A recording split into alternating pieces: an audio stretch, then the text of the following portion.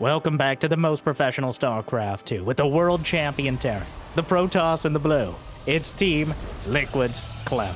Facing off against the Admiral in the red, we have GuMiho, a best-of-3 Terran versus Protoss showdown, where Clem has decided here on the new proposed balance patch to play New Game Plus. He's already beat the game as Terran, so why not up the difficulty and give it a shot as Protoss?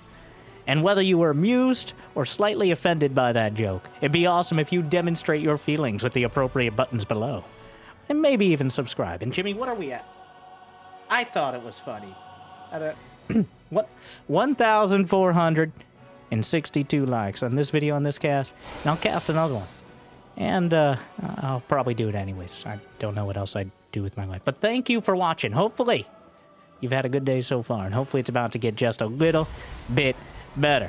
Clem as Protoss. We saw him as Zerg against Raynor. Perfectly competent, just not particularly complicated. I'm interested to see how he uses the energy recharge ability, because Clem has made a living in the last couple weeks out of exploiting Protoss's lack of shield battery overcharge. But the ability to drop some energy on any of those early units is still kind of being figured out when it comes to the Protoss early game, which Protoss do have to relearn every 18 months or so. A Twilight Council right off the bat, 2 Adepts the choice. So looking very much, when you've gotten blunked on by max packs this many times, I think Blink Stalkers are a pretty safe bet. And also, some credit to Clem. This is from Wardy's PTR. I don't know if I mentioned that. Wardy's Public Test Realm Tournament. There was no obligation to pick Protoss. But Clem, I think as a matter of principle, wants to give it a shot. So, some credit to him there. But I'm sure GuMiho won't be pulling any punches. Starting things off, a second barracks already in the main. The command center floating down. Not taking any chances that those early adepts are going to get the damage done. Will he go for the shade cancel? The timing just a little bit off, but he spotted the Widow Mine. And with the right shade timing, you can oh! Details matter. And that adept will go down. Or wherever they go. I don't... Like, they kind of dissolve. At the end of the day, does it really matter? Blink Robo. If it was any other Protoss, I'd say a nice generic Blink build. And I'll still say it here, as Clem obviously quite aware of what threatens him, if not actually kills him, as Max Pax is probably the only Protoss player to win more than a single-digit number of games against him in the last year. Widowmine drop's already on its way out. Around 420, you're looking for that medevac to blaze its way past. There are no stalkers in the main base, but Clem anticipating it. He's kind of splitting the difference here. Blink not quite done yet, but he's been chrono boosting enough. He may have it ready by the time the medevac can come in. And it looks like GuMiho doing what he can to try to distract. The Reaper moving around. Already the third base on the way. Blink is completed. It seems GuMiho content to sit back and try to take an opportunity when Clem has already moved out. And there's no stalkers in the main, at least nowhere near the mineral line. Widowmine, wow! Clem just dives on it and kills the mine before it could even try to burrow. Wow! Who would have thought just killing the mine was a real strat? But here, coming in for another pass. Don't do it! Yeah, that one jammed into that mineral corner. The sacrifice is offered. And he deals with the mine. But Clem cleaning up that Widow Mine drop so quick.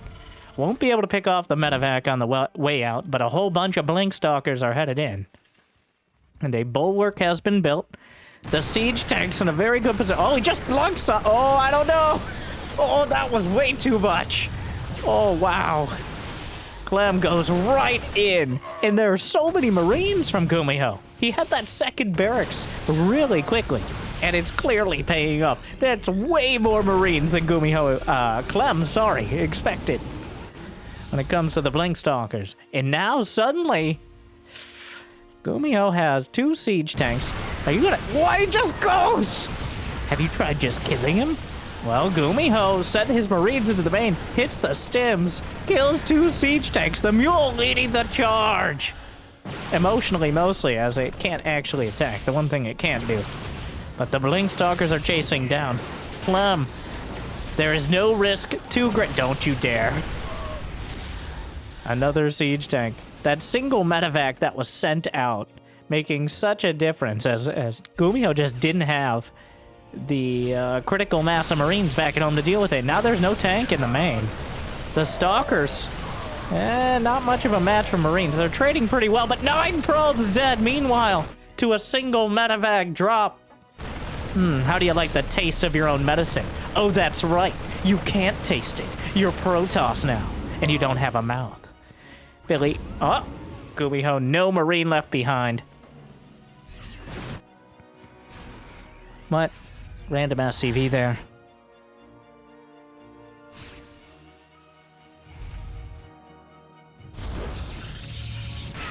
Now, well, I think GuMiho got the damage. Even though Clem is a few workers ahead.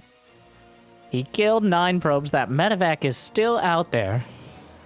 There's only 6 gateways. He's working on charge and +1. Combat shield done. Easily targeting down more probes. He's just going to sacrifice the Marines. But 8, 9, 10, 11, a full dozen probes. And he's going to get an adept as a kicker. And just like that, GuMiho retakes the worker lead. Those Marines taking forever to die. GuMiho winding up for a Clem-level tank push here. Though Clem pumping out Immortals, as well as some charge lots. Those Immortals a little cheaper, a little less attack speed. I think overall a nerf, though, to the Immortals. 10% less attack speed for 10% less price. Considering the Immortals still force supply.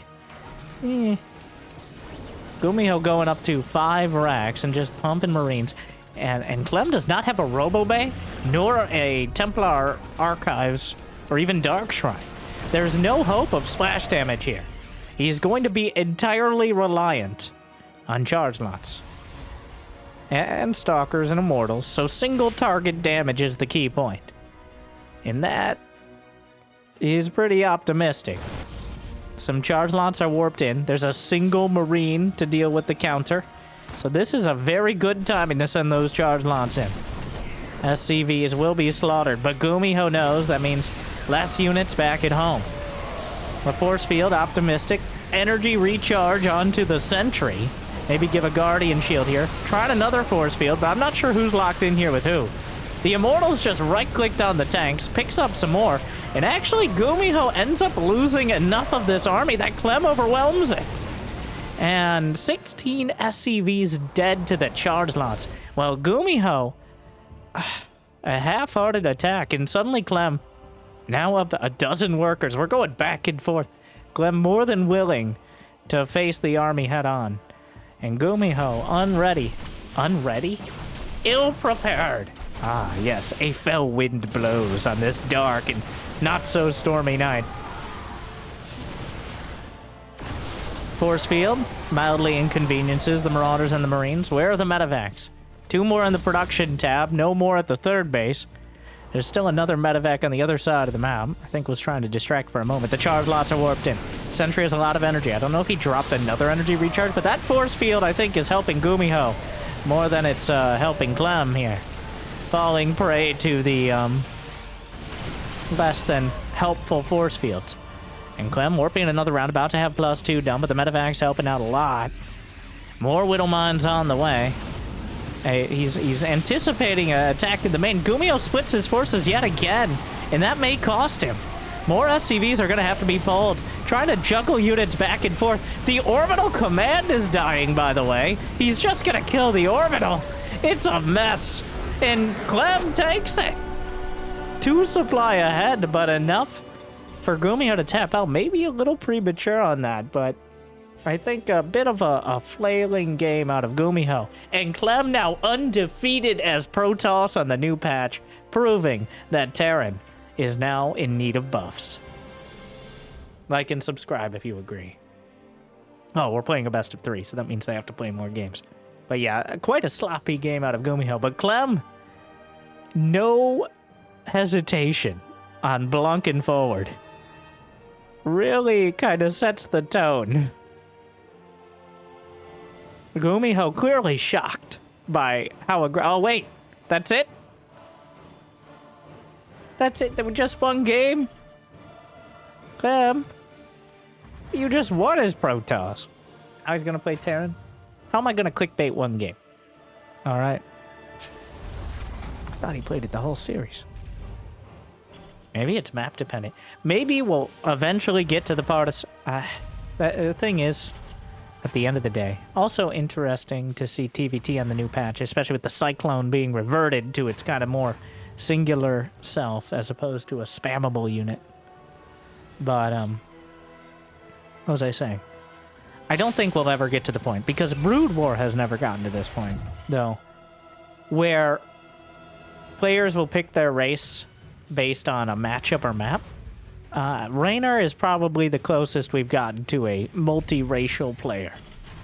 In Brood War, there's pretty much Flash, who played random, I think, in a major tournament. I don't know if he won his random, but very simply, the game is more about the real time than the strategy. Even at this, the literal best, the world champion. And practicing to be 5% faster as Terran is going to have a greater payoff than being 50% better at Protoss if you're still not quite there. When you split your time practicing, it's like if you were practicing for freedom and non-freedom football. Two different skill sets, similar sort of baseline attributes, but entirely different things to train for. And that is why we don't see players like picking... We barely even have rules about it because it's so rare. Though there are a few. Each tournament has its own kind of setup. So apparently Wardy is allowing them to switch races. We've never really had the issue of players counter-picking races. Ever. In StarCraft 2. Because of that. Like, there's never been a situation where, oh, he's picking Protoss, I'm going Zerg. Kind of scenario. Oh, he's going Zerg, I want to play Terran, and then round and round. There's never been enough players who are willing to do that to make it even a thing. We have map vetoes, which are usually based around what the matchup is. Like, some maps are much better in Terran versus Zerg than Terran versus Protoss, for example. So, I do hope at some point some of these players find value in being able to switch between the races, but it's just, the game is so hard and so ridiculously fast that it's just so far not plausible. Well, we'll see. Protoss will remain undefeated no matter how this series goes. Or how this game goes, rather. Clem, now picking up a tank and 4 Marines in a medevac. So no matter what patch we're in, no matter what the Cyclone or what have you is, Clem is going to be doing some early, ridiculously aggressive medevac plays. He jams himself into a little corner here. Siege tank. The Reapers can't jump because the tank is blocking them, which is kind of hilarious. The Raven, and now wait, maybe it wasn't? Either way, though, Clem manages to save the siege tank, but GuMiho just slaps that away with his basic early starting units. It could have been worse, I guess. The actual losses were kind of minimal. Clem loses 2 Reapers and 4 Marines. GuMiho loses a Reaper and a Cyclone. So it kind of evens out. Now, interference matrix on the Ravens with less units, but more powerful units in the early game, like siege tanks or the new old Cyclone. Interference matrix has increased value. The ability to remove just 1, maybe 2 of these units out of the fight could certainly decide, maybe even the game, especially early on. So, the Raven plays are here to stay, for sure. Another drop headed out. Hellion and 6 Marines.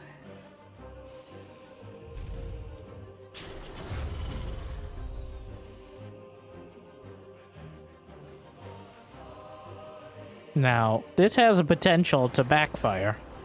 If those Ravens are... he caught a glimpse with the spotter depot. And he could just interfere. Yep, we gotta pick it up! Well, they're all dead. Auto turret shut down by the siege tank. And you can't even boost the medevac under interference matrix. Completely locked down. Knocks it out of the sky. GuMiho just slaps Clem around. Wow.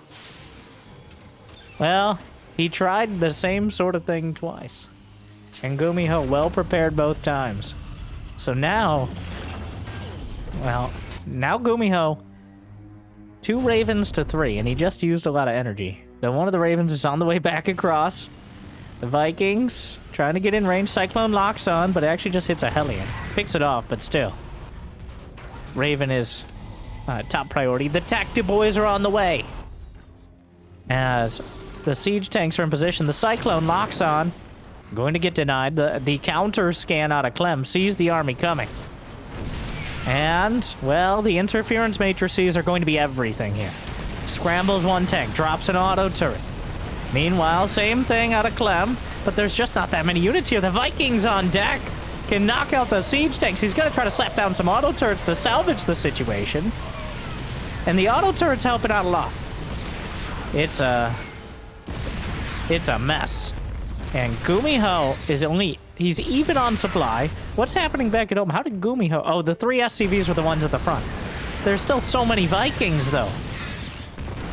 The Vikings either could drop down or just snipe off the Ravens. The orbital command, lifting it is not going to help. There's still Vikings in the sky.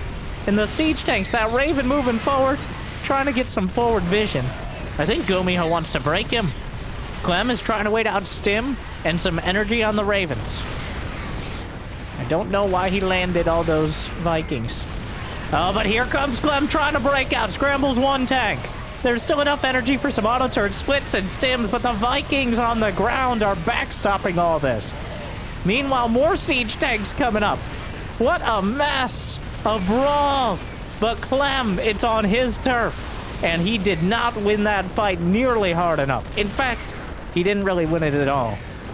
A Pyrrhic victory at best. He lost 41 SCVs.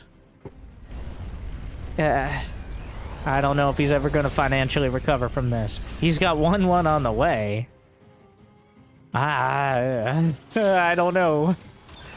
No, I do know. He's super dead.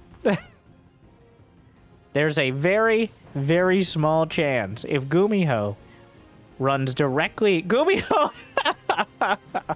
GuMiho knows how. He builds a future. He's gonna go battle cruiser. Say, why aren't you leaving my game? The Vikings move to intercept. The run! Anticipating the drop. Because really, what can... GG. Before we get any hint of a battle cruiser. So, Clem, is it time to go back to Protoss? I don't think he will. But, yes! Okay. He's well, Terran isn't working out for him. Protoss may be the way. GuMiho, a strategical mastermind. The Admiral knows his way around TVT. He's a kind of a TVT specialist. So not surprising to see him be able to put up a strong fight where, honestly, especially early game in Terran versus Terran, is a little bit less about having perfect micro and more about perfect decision making. And there, Clem tried to brute force multiple medevac drops, and GuMiho just did not let it happen. So Clem falls back to Protoss. And he already got him one game. Now looking to complete the series. Either way, honestly, that game one, though, was... GuMiho, divided and conquered himself to an extent. Did great damage to Clem, but never quite had the army to defend.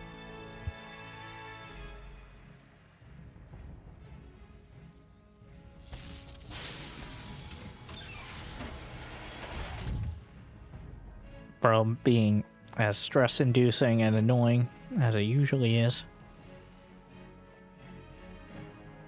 Command center slapped down. GuMiho playing it safe on the high ground. Clem knows exactly the timing when a Reaper and a Marine come out, so he's sticking around to see if it's going to be a Marine. Very intentionally. And he'll get that very important info.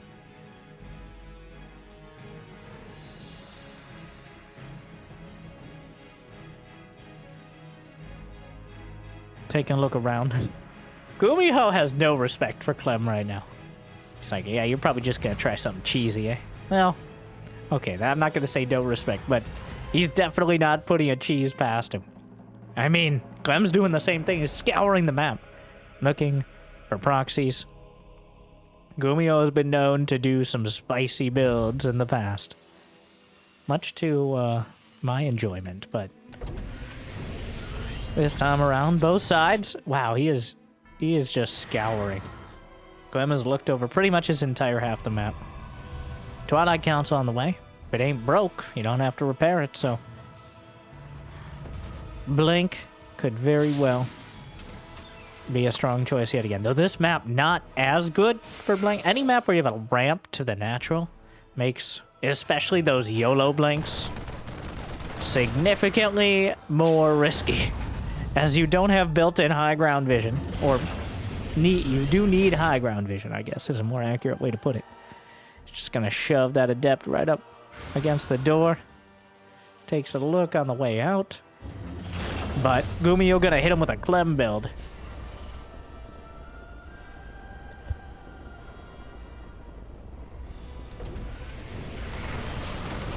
I'm allergic to all these names. Confusing me. Whenever I say Protoss words and then Clem at the end of the sentence or beginning, it makes my brain hurt a little bit. It's like trying to... just a little. It takes some getting used to, but every time I'm like, wait, Clem Stalkers? Feels like it should be Max Pax or someone. But he's just... it's 6 Marines. Okay. Well, Clem tried it in TVT. TVP, usually 6 Marines can find a lot more success in the early game if the Protoss is slightly out of position. But, the Spylon, I think, spotted it. Yeah. Well, he saw it, right? The Stalkers are acting like he didn't see it. He certainly did now. Where you go? Wow, he just walks up. Clem! Somehow missed it? I think maybe slightly out of vision range. Blink is still pretty far off. Gets 4 kills and gets out. Wow. What a fortuitous timing from GuMiho. And finds just barely the spot in the main. As Clem didn't go for a Reaper wall or anything along those lines. And now there's just a Banshee. Does it have Cloak? Almost all the way done. Observer is on the way for Clem. He does have the Robo. It's identical build to game 1. He's got 4 Stalkers, enough to one-shot Marines and SCVs, and not much more than that. I think the Nexus just spotted the Banshee. Yeah, well. Wait, he killed... no, he killed the Sweeper bot. Well, that's just rude. Takes down the Observer. And did he cancel? No, he was close. Gonna wait for 2 Banshees. And GuMiho, ready to move out. He's got a couple tanks, plenty of Marines. And Clem does have blink time, but that Cyclone does a lot of damage. The medevac drop looking to intercept the... oh, but the Cloak Banshee flank! Oh no! And the Terrans are closing in! From every angle, loses all but 1 of the Stalkers and joins up with the early Marines. The Stalkers are gonna fight. He does have detection. The Observers are here. The scan, though, he may end up losing at least 1 of these Observers, maybe both. Oh no, the Cyclone. The lock is broken. There's no shield battery, and there's no overcharge anyways. Another scan. He's just going for the Observers. He's gonna get it, but the Banshees are out of energy. Saves the Cyclone with the medevac. And, well... huh. Those Banshees just have a lot of extra damage. And the base itself, like, he's running out of real estate. The probes are pulled lungs forward into the tanks. Not quite far enough to negate the damage. Oh, it's a disaster for the Protoss, Clem. And GuMiho will be tearing right through him. The world champion will be defeated as Terran and as Protoss.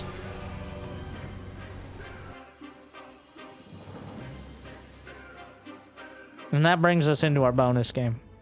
Our anti-spoiler bonus. You didn't think it'd be so short, but no, just a direct knockout blow early on. GuMiho pulled it together and put together one, like, directly inspired by Clem. Though, I think the Banshee is GuMiho's twist in that sort of scenario. But we have a highlight match between Rex and Harom, the captain, who... Both these players known for creative strategies. Rex, a lot more on the early game side, and Harom, much more mid to late game. But we're on El Dorado. So hopefully you enjoyed a little bit of Clem playing Protoss. I wish we could have seen maybe a bit more advanced Terran versus Protoss, but that's the thing.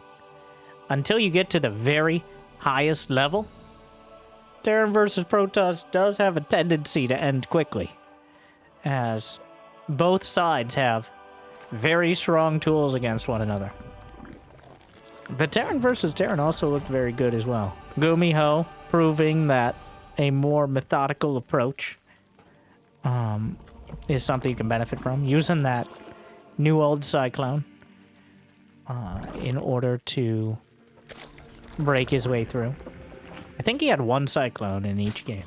Just the one, which was kind of its original role as that sniper backline sort of unit. Not really backline, just early game. You'll never be a Goliath. Alright? No matter how many times we try to redesign you, Cyclone. You'll never be. Yeah. Not when the Thor is like 4 Goliaths mashed together. Which was kind of its purpose. Alright. Zerg versus Protoss has also seen a bit of an overhaul. Though most of the changes with Zerg, like the Queen being 25 more minerals or the hatchery being 25 less, are they kind of fly beneath the radar when it comes to the build orders and the production tab in the first few minutes when we're doing the filler commentary like this. Like and subscribe. Everything's a little off. The Spore Crawler does a bit more damage. 15 to 20. It's not a bit. It's a bite. More damage. So, while you'll have slightly less queens, or slightly less... What's more likely, and in my experience, is not you have less queens, but you have less drones. Because you need the queens. There's no choice. Right? You must build queens. And if you don't build queens, that's a liability. So, in order to get those queens, though, it costs a bit more, which means you don't build the drones quite as much. So, it just kind of... And as you see here, 25 to 30 workers. Part of that, Rex making sure... He's only building one extra queen, but he got his third base very quickly here on the low ground. Mine through the mineral wall. There's a Stargate on the way, which the Overlord is watching very closely for what comes out of it. Stargate, pretty much the only building you can actually see what it's building directly. Though some other buildings you can definitely take some solid guesses. I guess a reactor barracks is a bit of a giveaway. It could be Reapers. It's probably not Reapers, but... Oracle is the choice. Twilight Council, immediate... Is this Glaives? I think it's Glaives.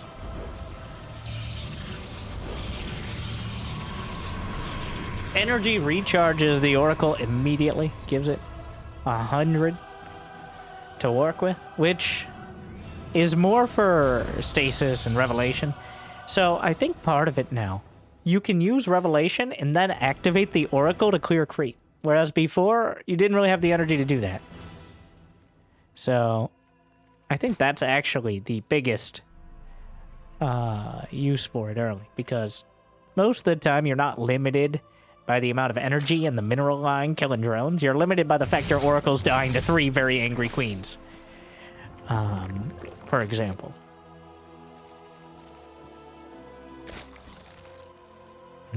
Spore Crawler, he actually moves some of the drones away just to make sure. Oracle's almost full of energy now. Adept Glaives on the way. Roach Warren started for Rex. As, so far, no rush 5 minutes.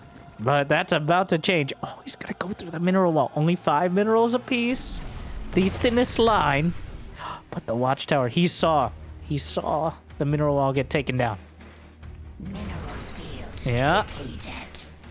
Pretty sure that's the mineral field being depleted, which is kind of interesting. It gives the mineral field depleted alert when the mineral field is 5 minerals. So technically accurate, I guess.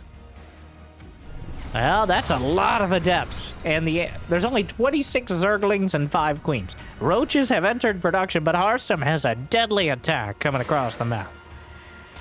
Already shading through. Can always cancel as well. The stasis attempted. Cancels the shade, gets into the mineral line here. He's just slicing through the Zerglings. Hasn't even bothered with the drone so far, but the roaches are popping out, which means there is eventually an expiration date with these adepts. The question is, how many drones can he kill before? Look behind this. 62 probes for Hearthstone. So all he needs to do is keep the roaches busy while eventually setting up to defend against the counter swing. Gets into the main base. A bit lackadaisical adept control. Probably could be more focused on the mineral line, but he's already doing such damage. Another wave is headed towards the pocket third. Spine Crawler not quite in position. We'll poke at the adepts. And more adepts at the... It's starting to add up here. Real quickly. Multiplicative even. Templar Archives back at home. 69 probes form a real nice baseline economy for Hearthstone. As Rex finally has scoured his base of adepts and will try to rearrange the drones in something resembling a coherent fashion. He will make another round of the drones, and Oracle gonna slap down a Revelation, try to keep tabs on. I'm not sure what he expects to see there, but there is more gas, so. Storm is on the way. Immortals +1 attack for Hearthstone. Whereas Rex, Infestation Pit. That feels like Swarm Host to me. Especially on this map, Swarm Host could be incredibly... Oh no, get off my... Brenda. Oh my. He deserved it. After all that, sorry. Storm on the way. Hearthstone, 3 bait. Rex is expanding to the back of the gold, so you don't have access to the gas geyser, but those are golden minerals, so still strong. Meanwhile, Hearthstone going with the front side. Surprised no Swarm Host in production yet. Rex has caught up in workers, though he's still pretty much come through. It's such a risk leaving just a single mineral field. Could backfire horribly here, but Storm is now completed. And Hearthstone is ready to go forward. The 2 Immortals backstopping this. Near full energy sentries. That hatchery not yet completed. Some Zerglings coming from the back will intercept one of the near full energy Templar. Make that 2 Templar Hearthstone. That's those fancy robed magi there are the most important and expensive units in your entire army. And the Zerglings end up just ripping them apart. So that means there's one more Storm. Now that one hurts. Right on the mineral line, 6 kills. But this has been quite a haphazard attack from the captain, who really... I'm sure the crew is considering mutiny now after that one.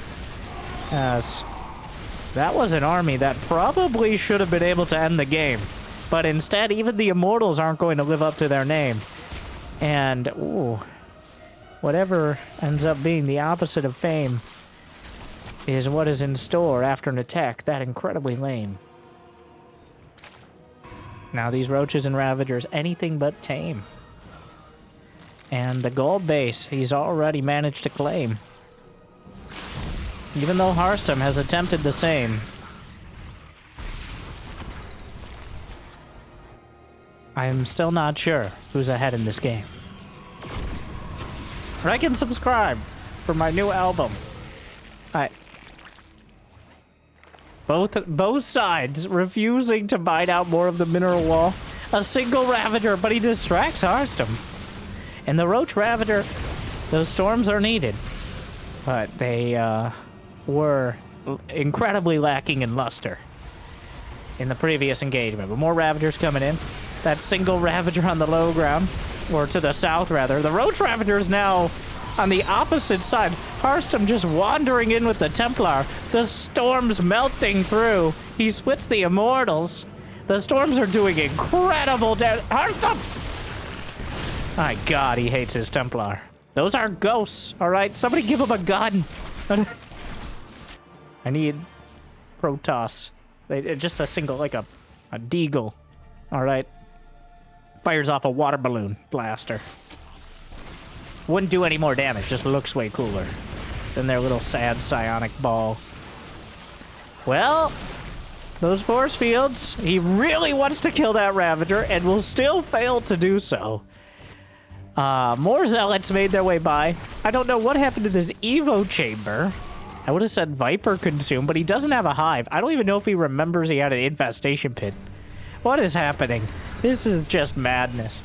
Harstem has managed to lose more resources. He's building a fleet beacon, an Immortal, an Oracle, and +2 ground weapons. And the storms! Category 5, cataclysmic. And we're still going through that one space gap in the mineral field. What is happening?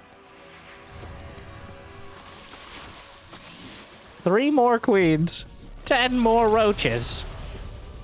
He's holding position in a storm. Somebody send a worker across. What is this non-aggression pact?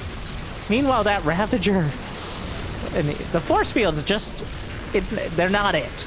All right, they're not it. Harstem keeps bleeding out probes. And Rex just hard walls off. He's so sick of the Zealots. Though he may lose his +2 ranged attack. Why are there Ravagers here? What a mess. Oh my. The sentries. A lot of Templar. I don't know if we've seen a single... There are 8 Swarm hosts on the way. I don't think we've seen a single Archon. He's been entirely reliant on keeping him as Templar. I'm getting so... There's also a collapsible rock tower, by the way. So, just... the Oracle catches a few strays. There are rock towers all over the place. The storms. The Templar gliding menacingly. There's nowhere for the Roach Ravager to go. And they're boxed in against the mineral walls here. And now finally some art. Brinky! No! The rally point. Wow. Rex. And it's over.